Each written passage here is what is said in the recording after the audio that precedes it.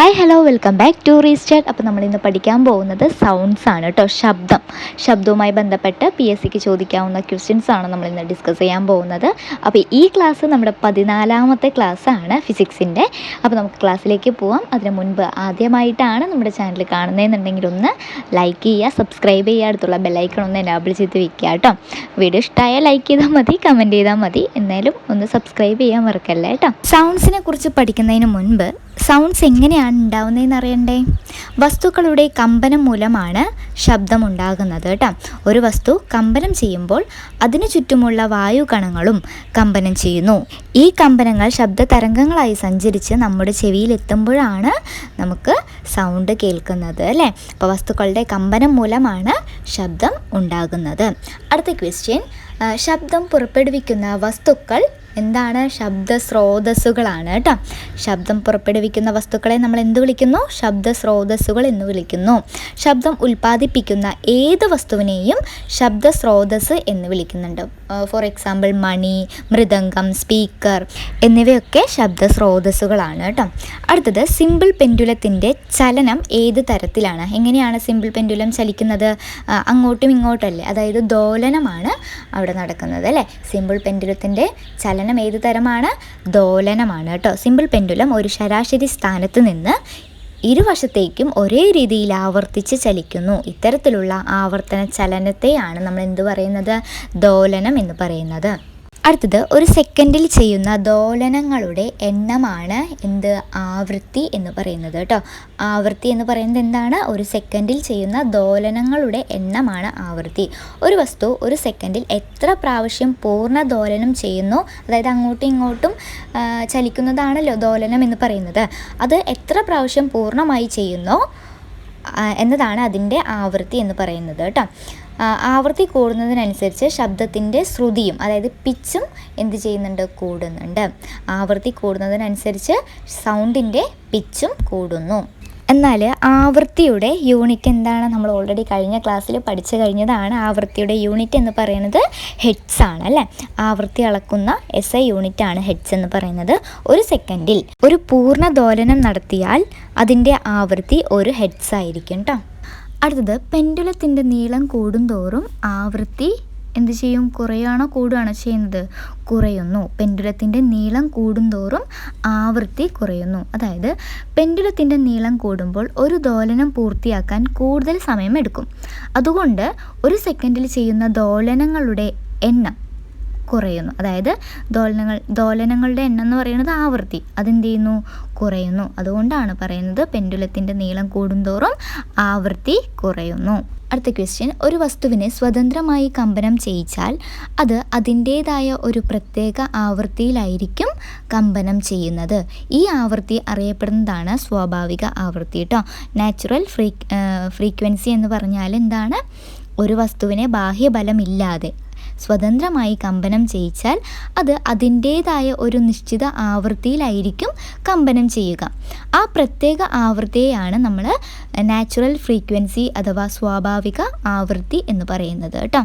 അടുത്ത question previous question ആണ്, ഒന്ന് നോട്ട് ചെയ്ത് വെച്ചോളൂ കേട്ടോ. കേൾക്കുന്ന ശബ്ദത്തിൻ്റെ കൂർമ്മത അറിയപ്പെടുന്നത് എന്താണ്?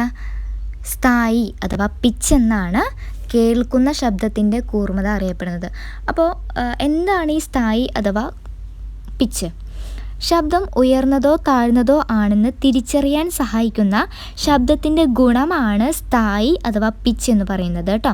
ശബ്ദം ഉയർന്നതാണോ അതോ താഴ്ന്നതാണോ എന്ന് തിരിച്ചറിയാൻ സഹായിക്കുന്ന ശബ്ദത്തിൻ്റെ ഗുണമാണ് പിച്ച്. ഇത് ശബ്ദത്തിൻ്റെ ആവൃത്തിയെ ആശ്രയിച്ചിരിക്കുന്നു. ആവൃത്തി കൂടുമ്പോൾ സ്ഥായി കൂടുകയും ആവൃത്തി കുറയുമ്പോൾ സ്ഥായി കുറയുകയും ചെയ്യുന്നു. ഈ പിച്ച് എന്ന് പറയുന്നത് എന്തിനെ ആശ്രയിച്ചിരിക്കുന്നു? ശബ്ദത്തിൻ്റെ ആവൃത്തിയെ ആശ്രയിച്ചിരിക്കുന്നു. അതുകൊണ്ട് തന്നെ ആവൃത്തി കൂടുമ്പോൾ സ്ഥായിയും കൂടും, ആവൃത്തി കുറയുമ്പോൾ സ്ഥായിയും കുറയും. അടുത്തത്, സ്ഥായി ശബ്ദത്തിൻ്റെ ആവൃത്തിയെ ആശ്രയിച്ചിരിക്കുന്നു. നമ്മൾ നേരത്തെ പറഞ്ഞ കാര്യം തന്നെയാണ് കേട്ടോ. സ്ഥായി ശബ്ദത്തിൻ്റെ ആവൃത്തിയെ ആശ്രയിച്ചിരിക്കുന്നു. അടുത്തത്, കൊതുകുകളും തേനീച്ചകളും പറക്കുമ്പോൾ ശബ്ദമുണ്ടാകാൻ കാരണം എന്താണ്? ചിറകുകളുടെ കമ്പനം മൂലമാണ് കേട്ടോ. കൊതുകുകളുടെയും തേനീച്ചകളുടെയും ചിറകുകൾ അതിവേഗത്തിൽ കമ്പനം ചെയ്യുന്നതിനാലാണ് ശബ്ദമുണ്ടാകുന്നത്. അടുത്ത ക്വസ്റ്റ്യൻ, ശബ്ദം ഒരാളിൽ ഉണ്ടാക്കുന്ന കേൾവി അനുഭവത്തിൻ്റെ അളവിനെ നമ്മൾ എന്താണ് പറയുന്നത്? ഉച്ചത അഥവാ അഥവാ ലൗഡ്നെസ് എന്നാണ് പറയുന്നത് കേട്ടോ. ശബ്ദം ഒരാളിൽ ഉണ്ടാക്കുന്ന കേൾവി അനുഭവത്തിൻ്റെ അളവാണ് ഉച്ചത അഥവാ ലൗഡ്നെസ്. ശബ്ദം എത്ര ഉച്ചത്തിലോ മന്ദമായോ കേൾക്കുന്നു എന്ന് സൂചിപ്പിക്കുന്ന ശബ്ദത്തിൻ്റെ ഗുണമാണ് ഉച്ചത അഥവാ ലൗഡ്നെസ് എന്ന് പറയുന്നത്. ഉച്ചതയുടെ യൂണിറ്റാണ് ഡെസിബൽ, dB കേട്ടോ. ശബ്ദത്തിൻ്റെ ഉച്ചത അളക്കാൻ ഉപയോഗിക്കുന്ന ഏകകമാണ് ഡെസിബൽ, dB എന്ന് പറയുന്നത് കേട്ടോ. ഡെസിബൽ മൂല്യം കൂടുന്തോറും ശബ്ദത്തിൻ്റെ ഉച്ചതയും കൂടും. ഡെസിബൽ മൂല്യം കൂടുന്തോറും ശബ്ദത്തിൻ്റെ ഉച്ചതയും കൂടും. നോട്ട് ചെയ്തോളൂ. അടുത്ത ക്വസ്റ്റ്യൻ, പുരുഷ ശബ്ദത്തിന് സ്ത്രീ ശബ്ദത്തേക്കാൾ സ്ഥായി കുറവായിരിക്കും. പുരുഷ ശബ്ദത്തിന് സ്ത്രീ ശബ്ദത്തേക്കാൾ പിച്ച് കുറവായിരിക്കും കേട്ടോ. പുരുഷന്മാരുടെ ശബ്ദതന്ത്രികൾ സാധാരണയായി നീളം കൂടിയതും കട്ടിയുള്ളതുമാണ്. അതുകൊണ്ട് തന്നെ അവയുടെ കമ്പന ആവൃത്തി കുറവായിരിക്കും. അതുകൊണ്ടാണ് പുരുഷ ശബ്ദത്തിന് സ്ത്രീ ശബ്ദത്തേക്കാൾ സ്ഥായി അഥവാ പിച്ച് കുറവായിരിക്കുന്നത് കേട്ടോ. അടുത്ത ക്വസ്റ്റ്യൻ, ശബ്ദത്തിന് സഞ്ചരിക്കാൻ മാധ്യമം ആവശ്യമാണ്. ശബ്ദം ഒരു യാന്ത്രിക തരംഗമാണ്. അതുകൊണ്ട് തന്നെ വായു, ജലം, ഖരവസ്തുക്കൾ തുടങ്ങിയ ഒരു മാധ്യമത്തിലൂടെയാണ് ശബ്ദം സഞ്ചരിക്കുന്നത്. ശൂന്യതയിലൂടെ ശബ്ദം സഞ്ചരിക്കാറില്ല. അടുത്ത ക്വസ്റ്റ്യൻ, ടെലഫോൺ കണ്ടുപിടിച്ചത് ആരാണ്? അലക്സാണ്ടർ ഗ്രഹാം ബെൽ ആണ് കേട്ടോ. അലക്സാണ്ടർ ഗ്രഹാം ബെൽ ആണ് ടെലഫോൺ കണ്ടുപിടിച്ചത്. ശബ്ദത്തെ വൈദ്യുത സിഗ്നലുകളാക്കി ദൂരത്തേക്ക് കൈമാറാൻ ഈ കണ്ടുപിടുത്തം സഹായിച്ചു. അടുത്ത ക്വസ്റ്റ്യൻ, ചെവിക്ക് വേദന ഉണ്ടാക്കുന്ന ശബ്ദത്തിൻ്റെ ഏകദേശ ഉച്ചത എത്രയാണ്? 120 dB ആണ് കേട്ടോ. ഡെസിബൽ മുകളിലാണ് ചെവിക്ക് വേദന ഉണ്ടാക്കുന്ന ശബ്ദം എന്ന് പറയുന്നത്. ചെവിക്ക് വേദന ഉണ്ടാക്കുന്ന ശബ്ദത്തിൻ്റെ ഏകദേശ ഉച്ചത എത്രയാണ്? 120 dBക്ക് മുകളിലാണ് കേട്ടോ. ഏകദേശം 120 ഡെസിബൽ അല്ലെങ്കിൽ അതിൽ കൂടുതൽ ശബ്ദം ചെവിക്ക് വേദനയും കേൾവിശേഷിക്ക് കേടുപാടുകളും ഉണ്ടാക്കുന്നു. ഇലകളുടെ മർമ്മരത്തിൻ്റെ ഏകദേശ ഉച്ചത എത്രയാണ്? ഇലകൾ കാറ്റിൽ ഇളകുമ്പോൾ ഉണ്ടാകുന്ന ഒരു മർമ്മര ശബ്ദമില്ലേ, അത് വളരെ നേർത്ത ശബ്ദമാണ്. ഇതിൻ്റെ ഉച്ചത ഏകദേശം 10 ഡെസിബലാണ് കേട്ടോ. 10 ഡെസിബലാണ് ഇലകളുടെ മർമ്മരത്തിൻ്റെ ഏകദേശ ഉച്ചത. അടുത്ത ക്വസ്റ്റ്യൻ, നായ്ക്കളെ വിളിക്കാൻ ഉപയോഗിക്കുന്ന വിസിലുണ്ട്. ആ വിസിലാണ് ഗാൾട്ടൺ വിസിൽ കേട്ടോ.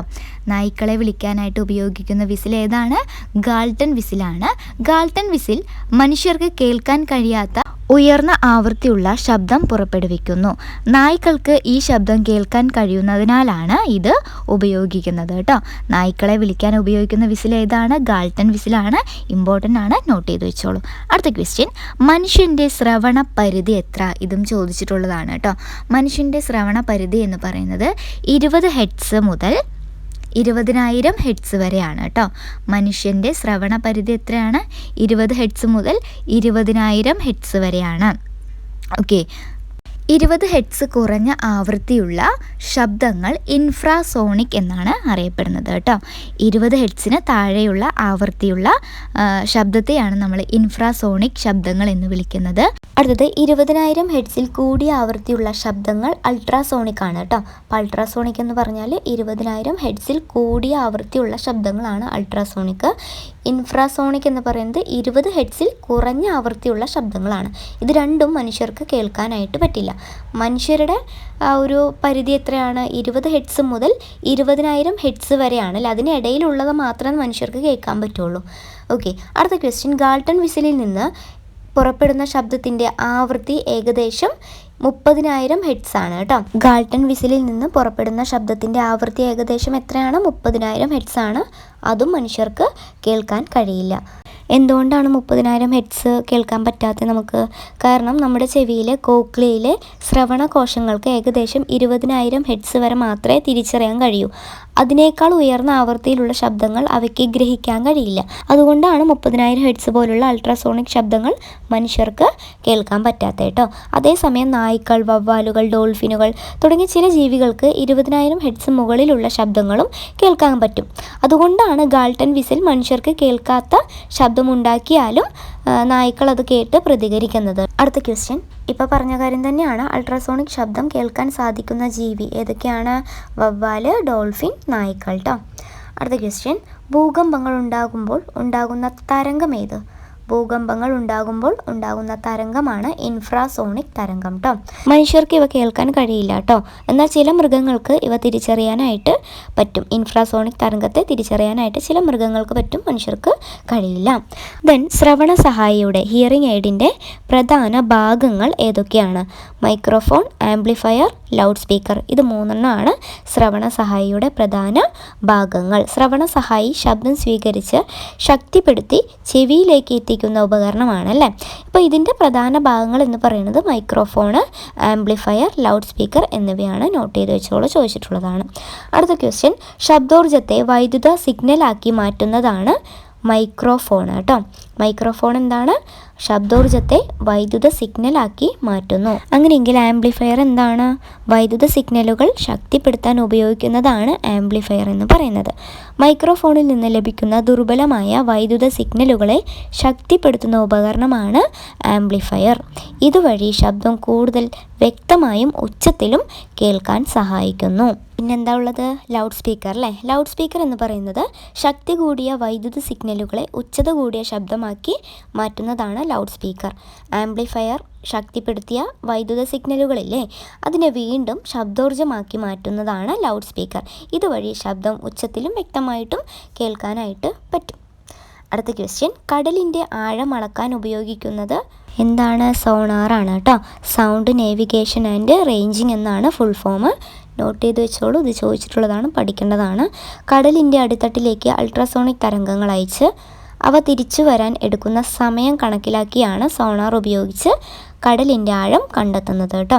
അപ്പോൾ സോണാർ ഉപയോഗിക്കുന്ന തരംഗമാണ് അൾട്രാസോണിക് തരംഗം. സോണാറിൽ അൾട്രാസോണിക് തരംഗങ്ങളാണ് ഉപയോഗിക്കുന്നത്. ഇവ ഉയർന്ന ആവൃത്തിയുള്ളതിനാൽ വെള്ളത്തിലൂടെ നന്നായി സഞ്ചരിക്കുകയും പ്രതിഫലിക്കുകയും ചെയ്യുന്നു. അടുത്തത് നോട്ട് ചെയ്തോളൂ, വൈദ്യശാസ്ത്രത്തിൽ രോഗനിർണയത്തിനും ചികിത്സയ്ക്കും അൾട്രാസോണിക് തരംഗങ്ങൾ ഉപയോഗിക്കുന്നുണ്ട് കേട്ടോ. വൈദ്യശാസ്ത്രത്തിൽ രോഗനിർണയത്തിനും അതുപോലെ തന്നെ ചികിത്സയ്ക്കും അൾട്രാസോണിക് തരംഗങ്ങളാണ് ഉപയോഗിക്കുന്നത്. ഏതൊക്കെ രീതിയിലാണ്? അൾട്രാസൗണ്ട് സ്കാനിങ്, ഗർഭസ്ഥ ശിശുവിൻ്റെ പരിശോധന, ശരീരാവയവങ്ങളുടെ പരിശോധന, അതുപോലെ വൃക്കക്കല്ല് പൊടിക്കുന്ന ചികിത്സ തുടങ്ങിയവയ്ക്കൊക്കെ അൾട്രാസോണിക് തരംഗങ്ങളാണ് ഉപയോഗിക്കുന്നത്. അടുത്ത ക്വസ്റ്റ്യൻ, ആശുപത്രികൾ, വിദ്യാലയങ്ങൾ തുടങ്ങിയവയുടെ പരിസരത്ത് അനുവദനീയമായ ശബ്ദത്തിൻ്റെ ഉച്ചത എത്രയാണ്? 50 dBക്ക് താഴെയാണ് കേട്ടോ. ആശുപത്രികളും അതുപോലെ തന്നെ വിദ്യാലയങ്ങളും നിശബ്ദ മേഖലയാണ്. അതുകൊണ്ട് തന്നെ ഇവിടെ ശബ്ദ മലിനീകരണം ഒഴിവാക്കാൻ അനുവദനീയമായ ശബ്ദത്തിൻ്റെ ഉച്ചത എന്ന് പറയുന്നത് 50 ഡെസിബൽ ആണ് കേട്ടോ. ഡെസിബലിന് താഴെയാണ്. ഇനി നമുക്ക് ശ്രവണ പരിധികളെക്കുറിച്ച് നോക്കാം. അപ്പോൾ മനുഷ്യൻ്റെ ശ്രവണ പരിധി എന്ന് പറയുന്നത് എത്രയാണ്? 20 ഹെർട്സിനും 20,000 ഹെർട്സിനും ഇടയിലാണെന്ന് നമ്മൾക്കറിയാം അല്ലേ. അതുകൊണ്ട് തന്നെ 20 ഹെർട്സിന് താഴെയും 20,000 ഹെർട്സിന് മുകളിലുള്ള ശബ്ദങ്ങളും മനുഷ്യന് കേൾക്കാൻ പറ്റില്ല. പക്ഷെ മറ്റു ജീവികളുടെ ശ്രവണ പരിധി കൂടെ നമുക്ക് പഠിക്കണ്ടേ, അറിയണം, ചോദിച്ചിട്ടുള്ളതാണ്, ചോദിക്കാറുള്ളതുമാണ്. അപ്പം നായയുടെ ശ്രവണ പരിധിയാണ് 67 ഹെർട്സിനും 45,000 ഹെർട്സിനും ഇടയിലാണ് കേട്ടോ. മനുഷ്യരെക്കാൾ ഉയർന്ന ആവൃത്തിയിലുള്ള ശബ്ദങ്ങൾ കേൾക്കും നായ്ക്കൾക്ക്. പൂച്ചയുടെ ആണെങ്കിൽ 45 ഹെർട്സിനും 64,000 ഹെർട്സിനും ഇടയിലാണ്. നായേക്കാൾ ഉയർന്ന ആവൃത്തിയിലുള്ള ശബ്ദങ്ങളും കേൾക്കും. ആർക്ക്? പൂച്ചയ്ക്ക്. അടുത്തത് പശു 23 ഹെർട്സിനും 35,000 ഹെർട്സിനും ഇടയിലാണ്. കുതിര എത്രയാണ്? 55 ഹെർട്സിനും 33,500 ഹെർട്സിനും ഇടയിലാണ് കേട്ടോ. എലി ആണെങ്കിൽ 1000 ഹെർട്സിനും 91,000 ഹെർട്സിനും ഇടയിലാണ്. ഏത്? എലി കേട്ടോ. അൾട്രാസോണിക് ശബ്ദങ്ങൾ വരെ കേൾക്കും. ആർക്ക്? എലിക്ക്. അടുത്തത് വവ്വാൽ 2000 ഹെർട്സിനും 1,23,000 ഹെർട്സിനും ഇടയിലാണ്. എക്കോ ലൊക്കേഷൻ ഉപയോഗിച്ച് വഴി കണ്ടെത്തുന്നത് ആരാണ്? വവ്വാലാണ് കേട്ടോ. അത് നോട്ട് ചെയ്ത് വെച്ചോളൂ, ചോദിച്ചിട്ടുള്ളതാണ്. എക്കോ ലൊക്കേഷൻ ഉപയോഗിച്ച് വഴി കണ്ടെത്തുന്ന ജീവി ഏതാണെന്ന് ചോദിച്ചാൽ അത് വവ്വാലാണ്. അടുത്തത് ആന 16 ഹെർട്സിനും 12,000 ഹെർട്സിനും ഇടയിലാണ്. മനുഷ്യരെക്കാൾ താഴ്ന്ന ആവൃത്തിയിലുള്ള ഇൻഫ്രാസോണിക് ശബ്ദങ്ങൾ കേൾക്കാനായിട്ട് ആനയ്ക്ക് പറ്റും. അടുത്തത് സ്വർണ്ണ മത്സ്യം 20 ഹെർട്സിനും 30,000 ഹെർട്സിനും ഇടയിലാണ്. കോഴി എത്രയാണ്? 125 ഹെർട്സിനും 2,000 ഹെർട്സിനും ഇടയിലാണ് കേട്ടോ. നോട്ട് ചെയ്ത് വെച്ചോളൂ, പഠിച്ചോളൂ. അപ്പം നമ്മൾ മനുഷ്യൻ്റെയും ജീവികളുടെയും ശ്രവണ പരിധി, ഹിയറിംഗ് റേഞ്ചിനെ കുറിച്ച് നോക്കിയല്ലേ. ഇനി നമ്മൾ നോക്കാൻ പോകുന്നത് ശബ്ദങ്ങളുടെ ഏകദേശ ഉച്ചത, ഡെസിബലിനെ കുറിച്ചാണ് കേട്ടോ. അപ്പോൾ ഡെസിബലാണ് ശബ്ദത്തിൻ്റെ ഉച്ചത അളക്കുന്ന യൂണിറ്റ് എന്ന് നമ്മൾ ഓൾറെഡി പഠിച്ചു കഴിഞ്ഞതാണ്. ഇവിടെ നമുക്ക് കുറച്ച് കാര്യങ്ങളും കൂടെ നോക്കാം. ഫസ്റ്റ് വൺ, ചെവിക്ക് വേദനയുണ്ടാക്കുന്ന ശബ്ദം എത്രയാണ്? നമ്മൾ ഓൾറെഡി പഠിച്ചതാണ് ഇതൊക്കെ. 120 ഡെസിബലിന് കൂടുതലുള്ള ശബ്ദമാണ് ചെവിക്ക് വേദനയും അതുപോലെ തന്നെ കേൾവിശേഷിയെ ദോഷകരമായി ബാധിക്കുന്നത് കേട്ടോ. അടുത്തത് ജെറ്റ് എഞ്ചിൻ 100 മീറ്റർ അകലെ.